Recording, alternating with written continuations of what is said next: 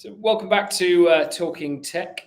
Today I am joined by Simon Hudson, fellow South African, tech entrepreneur, founder, CTO, and probably golf enthusiast. We'll get onto that at some point, I'm sure. But welcome, Simon. Maybe we could start with a little intro to you and how you got into tech and how you are where you are today.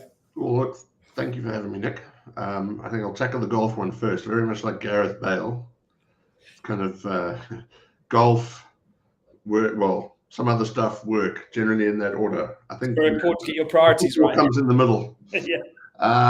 Well, thanks for that. Yep. So I guess I've been in tech now for a very long time. If I had hair on the top of my head, it would be very grey. I think I started in the mid-90s and I've spent a lot of time in the financial services sector, lots of insurance, and I find myself today doing, acting as a CTO on a fractional basis for a couple of companies. And I also have my own business, which focuses on business process management, automation, and helping companies improve the way they do business through the use of tech. And the more I find, I spend time doing meetings on the golf course. It's great place to do meetings. I think pretty much most business decisions are made just about on golf courses these days, aren't they? Well, I always looked at it from the perspective that if I was in the office, you would get 20 minutes of my time. But if you're on the golf course, you've got 4.5, 5 hours. Great way to make sure you get all the facts on the table. That's true. Well, you referenced grey hair. I think the amount I've got is probably testament to how the recruitment industry is going at the moment. So, but it's talking of building businesses, and I know that you've founded one and you're currently doing one at the moment, and data and automation is a very key topic. How have you found doing that in the UK versus South Africa, and how, like, your business at the moment, who are you dealing with? What are the clients?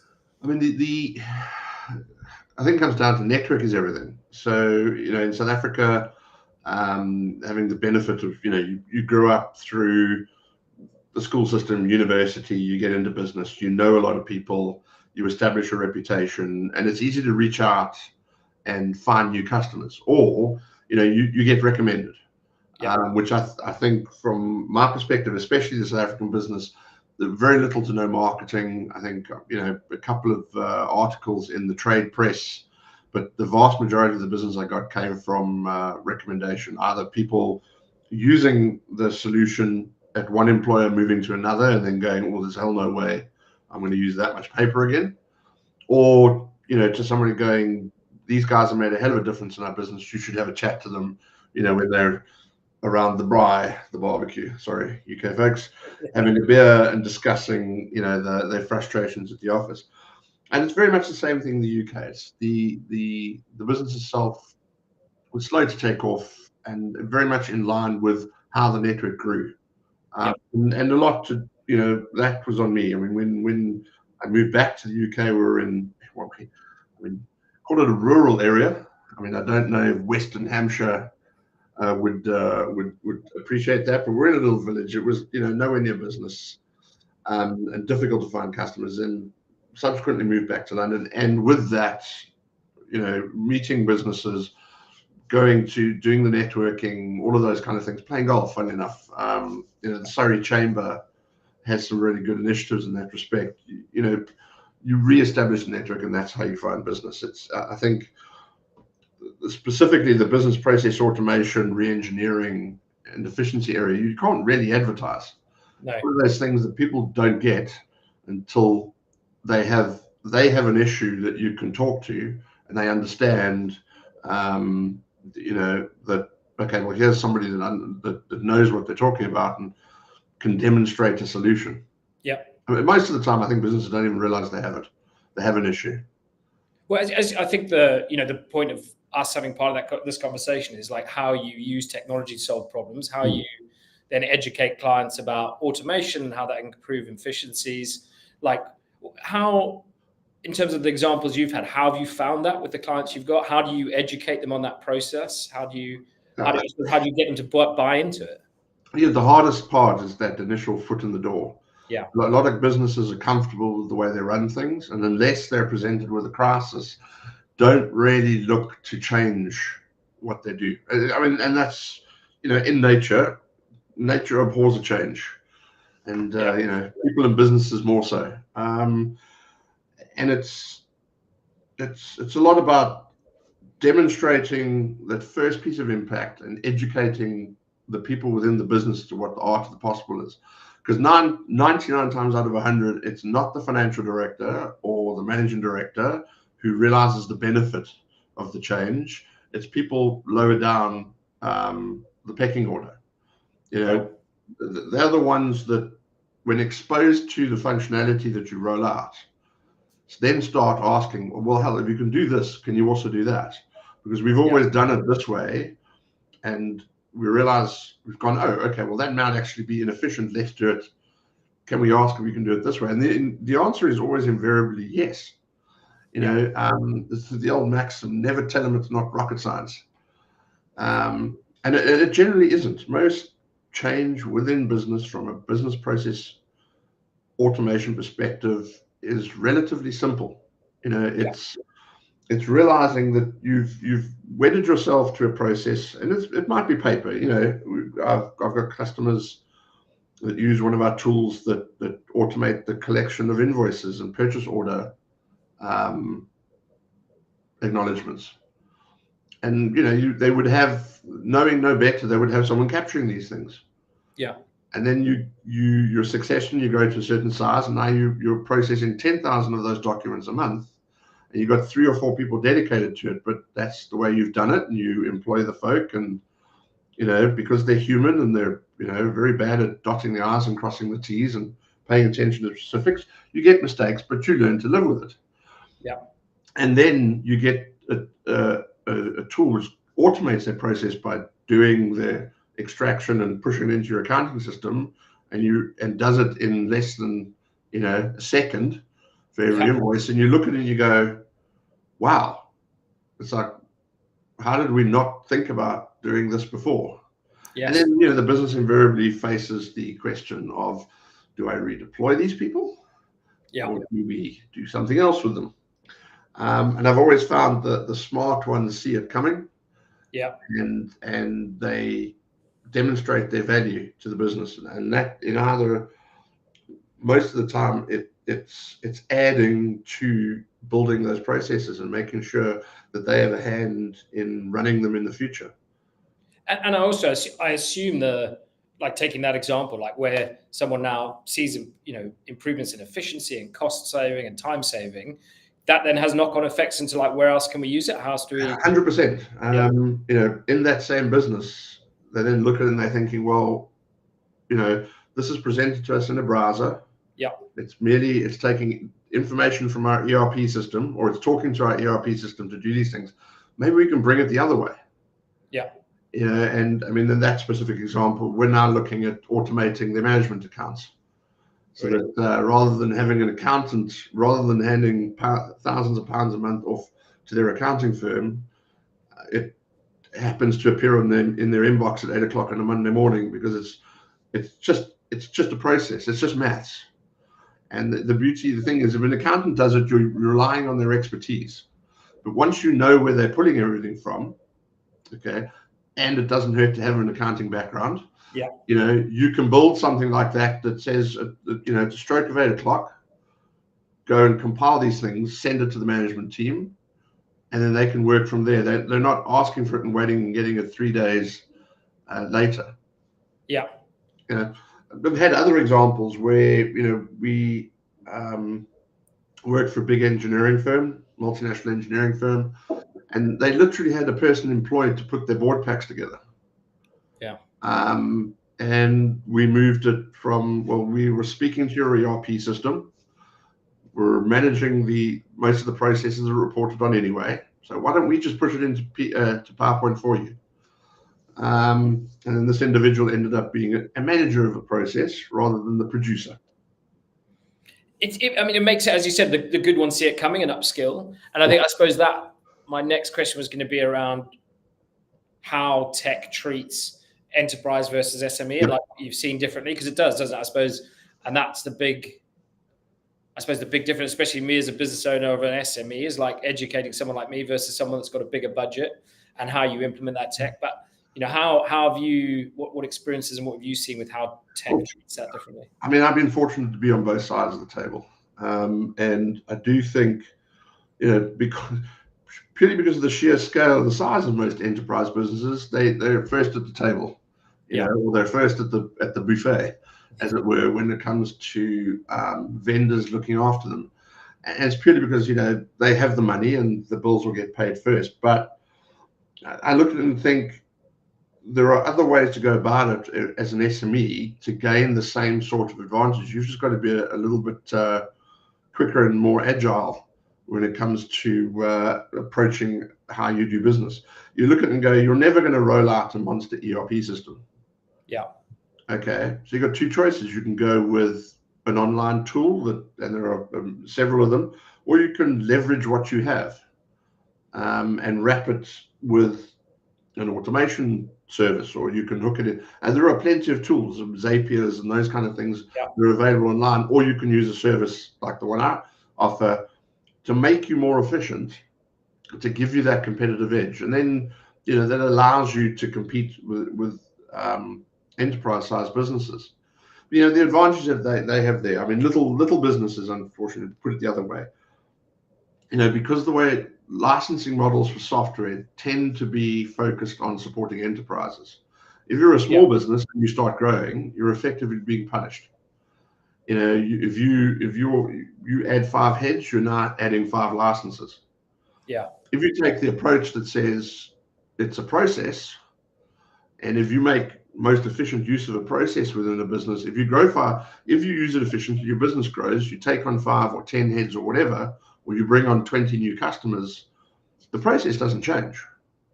And your goal for that process shouldn't change if you've designed your business structure smartly. Yeah. And is there a point or tipping point where that process does need to change as a business gets bigger or as it scales more? Or is that something that's fixed and then just you implement something else? I mean, every smart business reassesses how they work on a regular basis. Yeah.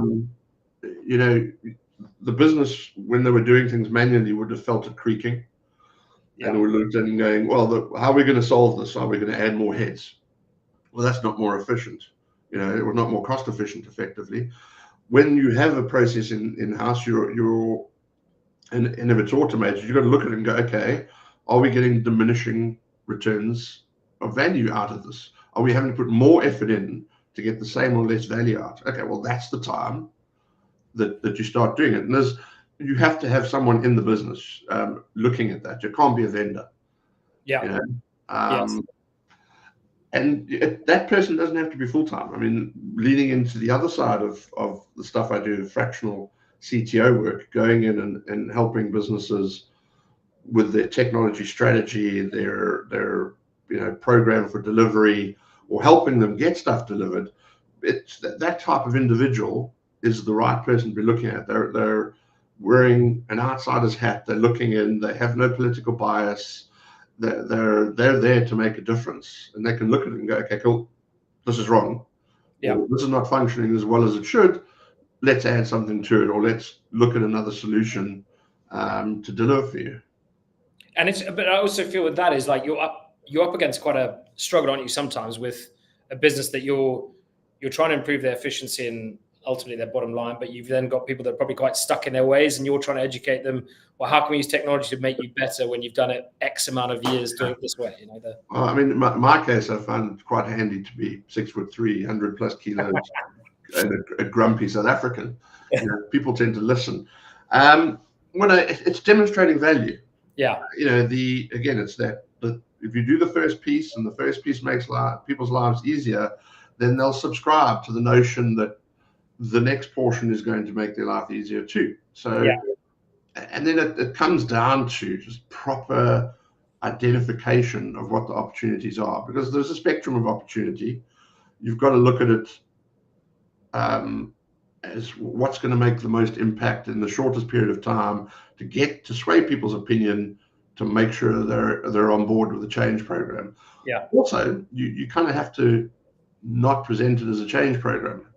The trick we've always used going into a business is to put the platform in and give them something for free that people look at and go, well, that's got a benefit for me as a staff member. It's not just something I'm going to do for the company. So we've got a comprehensive leave management solution. So we generally just give that to the business and say, okay, fine, we'll put that in. And then people are going, well, it's made my life so much easier managing my leave. There's no paper anymore. I know that if I put my leave request in within 24 hours, it's got to be answered, or someone's going to get in trouble, and it's all there, and there's no problems and no moaning. And then you add the next piece in the same environment, and people go, well, I already know how to go there. I already use it for that. I'm already comfortable with how it is used. So now I'll add this to the thing, the kind of menu of things that I use that service for. Yeah. So it's about sneaking it in. It's like treating people like little children or puppies. You're going to motivate the right behavior. I was going to say, people always love something for free as well. So get some like, what's next? What if it costs nothing? You are you're the price of entry, whatever it is, something like that. Exactly. Look, one of the things I know, you come across clearly passionate about technology and solving problems with it is. Like, I feel like, other than businesses that are very, very bought into technology, there's always like a sense of undervaluing what technology can do for you as a business and how they can improve that. I know you just said give them something for free. Like, how do you go through that process, or why do you think people? I suppose is a better question. Why do you think people undervalue that in the sort of tech world? Well, I think the notion that every business is a tech business now. Yes. Is just not. People haven't taken that on board. Yeah. In 21st century, you can't get anything done without some form of technology. Even if that, if your business is, plumbing, you still got to take payments. Yeah. On, via online banking and stuff like that. So I think it's asking people to look at it and go, this is not something that's going to hold you back. Yeah. Or not necessarily something that's going to give you a great leap forward. It's something that's going to make your life easier. It's going to grease the wheels of how your business works, rather than stop you doing business. And if it gets in the way, then don't blame the tech, blame the implementation. Yeah. It's got nothing to do with the tool. If you own a hammer, everything's a nail. Yeah. You rather got to fill your toolbox a little bit and then look at the problem and think, well, is the way I'm using it the problem, or is the thing itself? And I'll reckon that in almost all instances, it's the way people use things. A lot of businesses I've seen don't take the time to understand the tool properly. They don't take the time to train on the tool properly. Yeah. They don't give their staff enough resources to make use of the tools properly. So you get compromised usage, which results in frustration, and blame the tech. Yeah. That's actually funny enough. My next question was around that. We've seen it with the stuff we've implemented. It's very much around the educational piece. How do you use it? What's the process? Look at the efficiencies this saves you, which means they're more bought into it and more, I suppose, more being a bastion for using more tech rather than being a blocker. I've always taken the views you've got to give people the information they need to look good. Yeah. And then they will. And if you do that and you show them how it's going to benefit them, then they're more likely to engage with the tool set. Yeah, I agree. And I think also, especially, we have it with sales. Salespeople tend to be the worst to implement, integrate, and work with tech, even though we're in technology. So it's high tech. Yeah, exactly. And it is very much it's an education process. And we're seeing it all the time with AI in our industry as well. I just want to ask you a broader question around, especially because, as I said, you're unique from accountancy background. Technology is your sort of first love as well. But having worked in large and smaller organizations, from like a technical challenge, what's one of the biggest ones you face when it comes to scaling and trying to get a business to overcome that? I worked for a very large insurance broker, part of a listed entity many years ago, and it it was never a technology challenge. It was always getting people to overcome their prejudices of what the technology did and what it was capable of, and the benefit you would see if you spent the money. So this was a business that had barely invested in technology over the course of probably a decade and a half before I joined them. And I mean, they grew through many acquisitions and ended up with a whole bunch of insurance administration systems, all, not one, none of them talking to each other.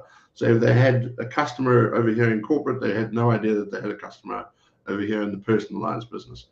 And, as a result, if the wife of a financial director of a large entity in the corporate business has a very bad experience in the personal business, you lose R500 million worth of premium income over here because this wasn't properly managed.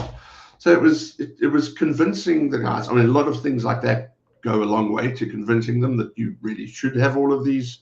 You should be, first of all, getting rid of as many of these separate running platforms as you should, and moving them onto single environments that all serve the same purpose. The rationalization is important, and then doing an exercise to understand what the customer base looks like across that environment. The whole exercise in golden record for a customer. But it's if you've never done it that way, and you've always relied on having simple systems, and you've put all the process in place to handle that and all the governance that goes with that, it's hard to give it up.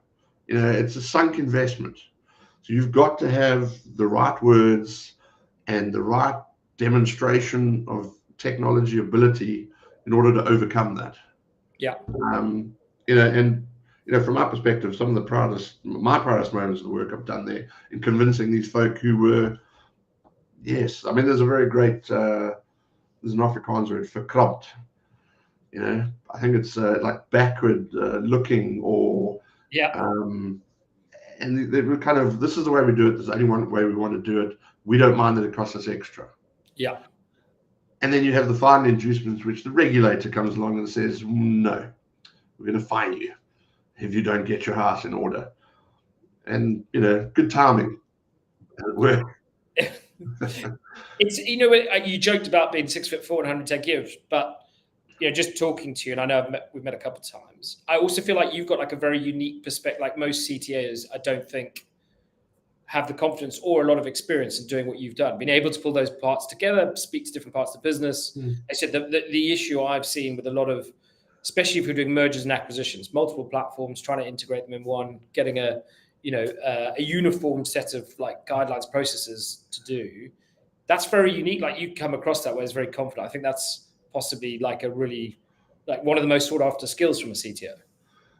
Look, again, I'm lucky. I've had some great experience. I've had some good mentors. I've had great bosses along the way, who were willing to listen, who pointed me in the right direction and saying, listen, you're not going to convince me unless X or Y is put in front of me. But I think looking back and looking at it, and again, then looking at it now, you're not a CTO if you're only about the tech. In fact, I think a CTO, probably only 20 to 25% of your time has got anything to do with technology. The rest is about understanding the business strategy, understanding the needs of your stakeholders, understanding all those relationships. Now, I mean, that might flex depending where you are in the business. I've gone into businesses where it's literally 90% of your time is looking at the tech because the tech is the horrible piece and it's not functioning. But then once you identify how you're going to fix it, you then move into the management and strategic part of it, because you've got to convince the people who open the checkbook that this is the right way to solve the problem. I suppose at the end of the day, you've got to have a tech background to understand what is being presented to you by the technologists in the business, so they can't pull the wool over your eyes. But you've also got to have a business background. A part of it's got to be business background to understand how that business functions, and you've got to have some insight into the strategy of the business. that you know what it is they're trying to achieve and what the motivations are of the various parties. Because the motivations from the MD and the financial director are different from the venture capital or private equity partner, or even, if you're a listed entity and you have shareholders, they're looking for different outcomes. And it's, incumbent on you as a member of the management board, if you will, of the company, to represent your function properly and to deliver the most to get the business to where it wants to be in the end. Technology does not exist for itself.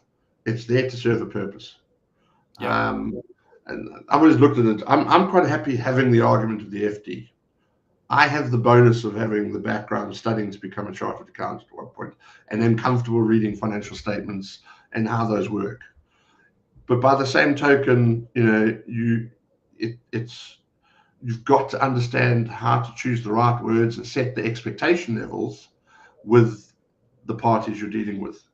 And a lot of that is demonstration. It's if you come in and everything's broken, it's saying we've identified what the problems are. These are the ones we're going to tackle first. We will deliver them by X.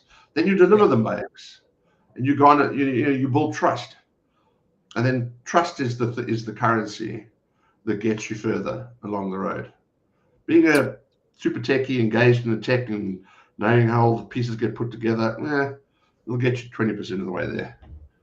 I think, as you mentioned as well, I suppose it's one of those things, isn't it? It depends where you are on that journey potentially as a CTO. Is it, smaller company, as you said, technology is everything. That's what you're selling. That's your tool to solve the problem. And it's kind of as that evolves, as you get FDs on board and investors on board, that kind of, as you said, it kind of changes as you go. I mean, I've been in environments where you have an individual who's in as CTO, very good for the 0 to 1, but not from the 1 to 10.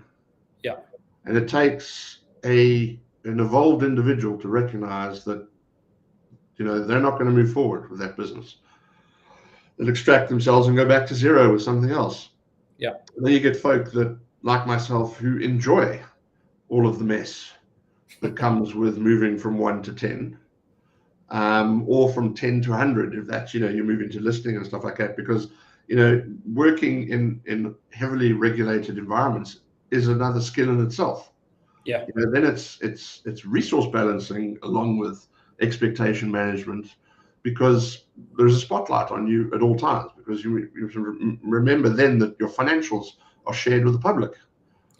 And people can start picking over them. And I can remember having the financial director of the listed company as our chairman. It made for some fantastic debates. I can imagine. Look, so I'm conscious I've kept you for a while. I maybe finish off with one question, especially around maybe the SMEs. A lot of our clients tend to be in that area. Is there a bit of advice you'd give someone as a growing SME, or a bit of advice for them to look out for in this kind of space? Don't discount anything. If you're, and don't write anything off actually at the same time. If your business is running on Excel, and I love Excel because it's so easy to turn into a process. But if your business is working on Excel and it's sufficient, then stick with it. Don't waste the mental bandwidth trying to find another tool that serves a purpose. But if you find yourself struggling with any aspect of a technology tool that you're using, take a step back, find someone to have a chat to. And I reckon every business should have even if they're just playing in beers and golf, should have somebody who is going to help them with their technology strategy and direction. Have a conversation. Bring in a fresh set of eyes onto the problem, have a look, and you'll probably find a cost-effective and time-effective solution for the issue that you're facing. Or, they'll help you gain scale rather. Put you in a position that says, okay, well, what you've got now is fine. Here's where you should plan to be moving to, how you should get there. And then you find you might engage that individual to do the work for you, but at least you have a plan. And I think a lot of businesses are reactive, more than proactive. I'd agree. Simon, I really appreciate your time today. I'll make sure, I know there'll probably be a lot of requests for you to be paid in beer and golf as we go forward stuff on this, but Hey, I'm one of those, I don't need an excuse, I just need an invite to play golf. They will be incoming, but appreciate your time today on Talking Tech, and thank you very much. Enjoy the rest of your day and week. Cool, thank you very much for the invite, I appreciate it.